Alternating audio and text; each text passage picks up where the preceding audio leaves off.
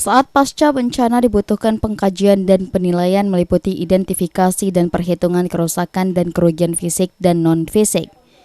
Dalam pelaksanaannya harus ada metode yakni metode Jitu Pasna atau kajian kebutuhan pasca bencana.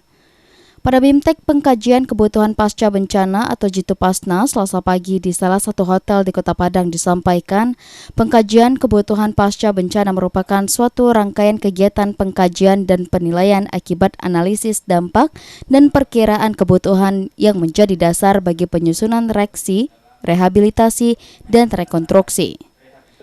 Dalam pembahasan Jitu Pasna, ada 5 sektor yang menjadi ruang lingkupnya, antara lain sektor pemukiman, infrastruktur sosial, ekonomi, dan lintas sektor.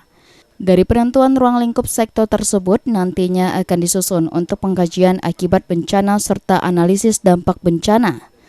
Selain itu, tidak lupa juga dengan perkiraan kebutuhan pemulihan sebagai tahap akhir menuju penyusunan rencana rehabilitasi dan rekonstruksi.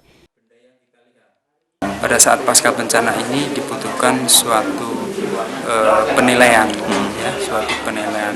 Bagaimana menilai kerusakan yang terjadi akibat bencana, bagaimana menghitung kerugian, dampaknya gitu ya, baik itu secara ekonomi maupun sosial masyarakatnya. Nah, di dalam pelaksanaannya itu harus ada metode. Apa yang metode yang dipakai? Metode yang dipakai adalah metode Jitu Pasna, kajian kebutuhan pasca bencana. Ruang lingkupnya apa aja? Ada 5 sektor.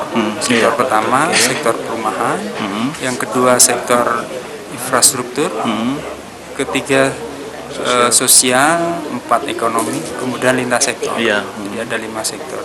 Dari 5 sektor itu kemudian kita analisa semuanya, gitu ya, terhadap baik itu dampaknya gitu, kerusakan, kerugian, dampaknya gitu. Kemudian setelah kita analisa tadi, kita rumuskan kebutuhannya. Sebenarnya kebutuhannya apa? Apakah pembangunan tadi, apakah untuk pengurangan risiko dan segala macamnya. Syawaludin, Padang TV.